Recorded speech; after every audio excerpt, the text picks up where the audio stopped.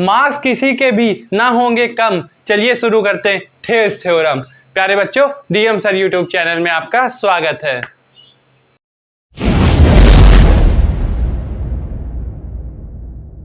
प्यारे बच्चों, चलिए हम लोग शुरू करते हैं थेल्स थ्योरम। थेल्स थ्योरम को बीपीटी थ्योरम के नाम से भी जाना जाता है। तो सबसे पहले हम लोग इसकी स्टेटमेंट देख लेते हैं। स्टेटमेंट है, if a line is drawn parallel to one side of a triangle to intersect the other two side in distinct point. अब कह रहा है कि एक ट्रायंगल है हम लोगों के पास ए बी सी, इसकी एक साइड मान लेते हैं बी सी। बी सी जो लाइन है इससे पैरेलल एक लाइन ड्रॉ की जा रही जो है डी ई।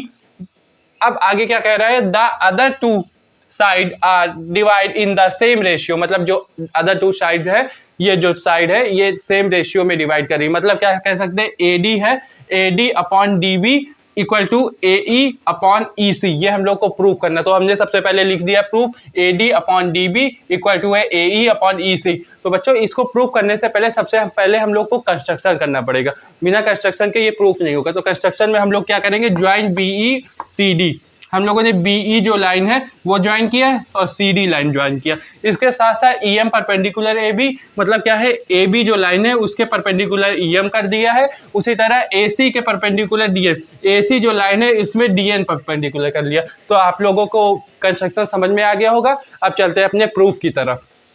तो सबसे पहले ट्रायंगल देखेंगे A D E. A D E triangle देखेंगे तो सबसे पहले क्या लिखेंगे, area of triangle A D E. A D E का एरिया क्या होता है, एरिया ऑफ ट्रायंगल क्या होता है, बचपन से हम लोग पढ़ते आ रहे हैं, क्या, हाफ बेस इनटू हाइट। तो यही चीज लिख देंगे। इक्वल टू हम लोग क्या, हाफ को क्या लिख सकते हैं, हाफ ही लिखेंगे। बेस को क्या लिखेंगे, ए डी ई में देखें तो बेस है ए डी, तो बेस की जगह पे हम लोगों ने ए डी लिख दिया। फिर मल्टीप्लाई करेंगे। हाइट क्या है, ई एम, ई एम क्या है, इसकी हाइट है।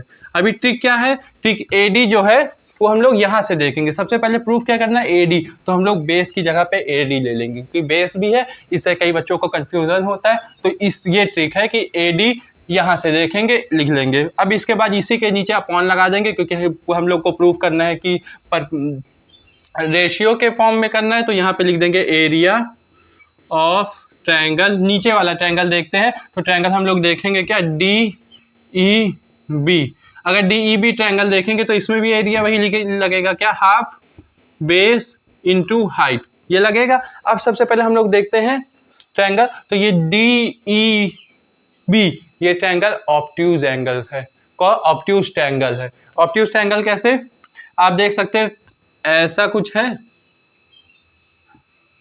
यहाँ पे डी है, यहाँ पे बी है, यहाँ पे ई है। अब हम लोग हाइट नापते हैं। जैसे नॉर्मल कोई ट्रायंगल है तो देखिए इसकी हाइट क्या, हाईएस्ट पॉइंट होगा ये हाइट, तो यहाँ से यहाँ तक ये हाइट होगी। लेकिन इसका तो हाईएस्ट पॉइंट यहाँ है नहीं, हाईएस्ट पॉइंट तो ये है। तो हम लोग यहाँ से यहाँ तक की ये हाइट मानेंगे इसकी। ये जो पॉइंट जा रहा है ये हाइट इसकी हो जाएगी। तो सेम चीज, अगर ये ट्रायंगल यहाँ पे है तो इसकी हाइट क्या हो जाएगी, ई एम हो जाएगी। तो ये हम लोगों ने समझाने के लिए लिखा था, तो इसको इरेज कर देता हूँ। तो इसकी हाइट डी ई बी की हाइट क्या हो जाएगी, ई एम हो जाएगी। तो वही चीज हम लोग लिख लेंगे, क्या, यहाँ पे तो वही लिखेंगे, हाफ बेस की जगह पे क्या है, डी बी, लेकिन हाइट की जगह पे वही ई एम हो जाएगा। तो बच्चों हाफ से हाफ कैंसिल, ई एम से ई एम कैंसिल। अब हम लोग क्या लिख देंगे, simply A D upon D B. ये समझ में आ गया होगा। इक्वेशन 1 ले लेते हैं इसको। अब हम लोग नेक्स्ट देखते हैं, सेम चीज उधर साइड करेंगे। अब क्या लेंगे, area of triangle A D E. अरे सर, ए डी दो बार, हाँ, तो ये दोनों बार होगा ए डी ई। अभी हम उधर साइड ले रहे हैं तो इसका खाली बेस हम लोग चेंज कर लेंगे। आगे देखते तो आपको समझ में आएगा। ए डी क्या लिखेंगे, सेम चीज लिखेंगे, हाफ बेस इंटू हाइट। तो हाफ का हाफ लिख देंगे। अब की बार हम लोग उधर साइड ले रहे हैं, कितना, राइट साइड ले रहे हैं। तो यहाँ पे बेस क्या हो जाएगा, बेस की जगह में हम लोग ए ई लिखेंगे। सेम चीज ऊपर वाला प्रोसेस नीचे कर रहे हैं। अब इसकी हाइट क्या हो जाएगी, इसकी हाइट डी एन हो जाएगी। यहाँ तक कोई प्रॉब्लम नहीं होनी चाहिए क्योंकि ऊपर वाला प्रोसेस कर रहे हैं इसलिए एक्सप्लेन नहीं किया। अभी नीचे वाला देखिए, यहाँ पे लिखेंगे एरिया ऑफ ट्रायंगल, नीचे वाला। अब क्या लेंगे, D E C. D E सी लेंगे तो इसमें क्या करेंगे, हाफ वही चीज बेस इंटू हाइट। अब यहाँ पे देखिए हाफ, अभी बेस क्या है EC, अब हाइट क्या है DN।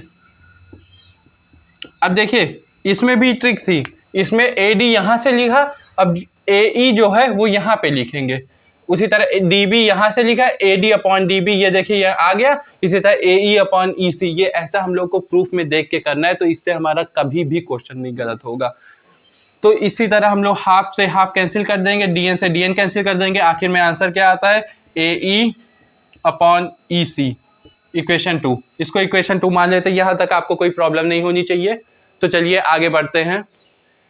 हम लोगों ने बचपन में पढ़ा था, क्या पढ़ा था, मतलब इससे पहले पढ़ा था कि AECB ये वाली जो है, ये DE जो है वो पैरेलल है BC के, तो इसके अंदर का जो ट्रायंगल होगा उनका एरिया इक्वल होगा। मतलब अगर हम लोग देखें कि दो लाइन पैरेलल थी, अगर इससे एक ट्रायंगल बनाते हैं और इसी की सेम बेस पे दूसरा ट्रायंगल बनाते हैं, तो इसका जो बेस होगा अगर सेम है तो इन दोनों का एरिया सेम होगा। ये हम लोगों ने पहले एक थ्योरम पढ़ चुके थे।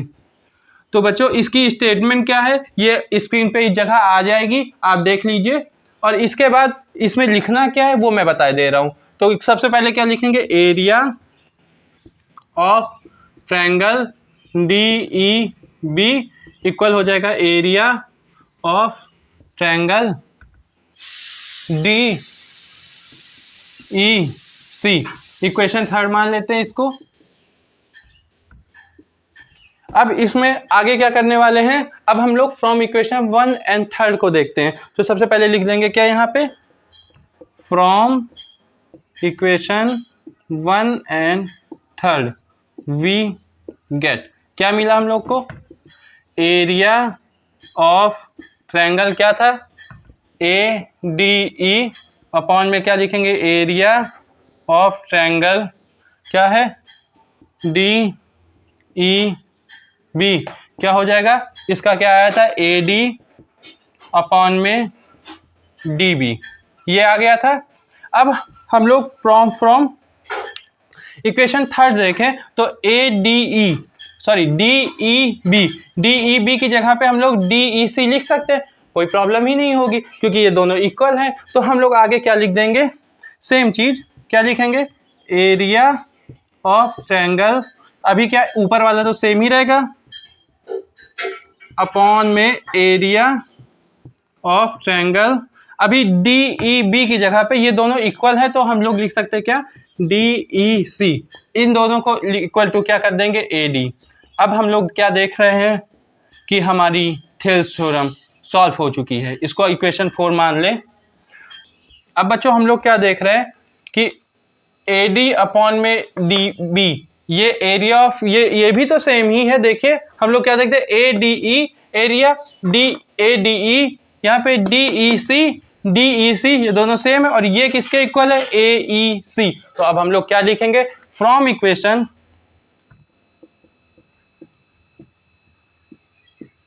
क्या लिखेंगे, ये 4th वाली और ये 2nd वाली, from equation 2nd and 4th क्या लिख सकते हैं, AE अपॉन में EC इक्वल हो जाएगा AD अपॉन में DB।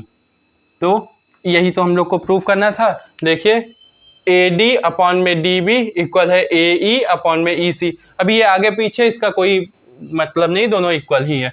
तो बच्चों यही हम लोग को प्रूव करना था। अब हम लोग लिख देंगे क्या, हैंस प्रूव्ड। देखो ये लिखने का तरीका हो, जब हम लोग प्रूफ कर रहे हैं तो PROVE लिखेंगे, जब प्रूफ करना स्टार्ट कर रहे हैं तो PROOF प्रूफ लिखेंगे, और जब प्रूफ कर चुकेंगे तो लिखेंगे है PROVED प्रूफ। तो बच्चों थेल्स थ्योरम खत्म हो जाती है। आपको कैसी लगी ये कमेंट करके जरूर बताइएगा। मैंने पूरी बेसिक से बताया, लेकिन फिर भी आपको जरा सा भी डाउट होता है तो आप जरूर से पूछिएगा। आपको कुल मिला के 90% से ज्यादा नंबर लाने हैं, बस आपको लाने ही है। बस आप DM सर से जुड़े रहिए, DM सर की सारी वीडियोस देखिए। आप 110% ऐसा मैं कह रहा हूं कि गारंटी है कि आपके 90% से ज्यादा नंबर आ जाएंगे।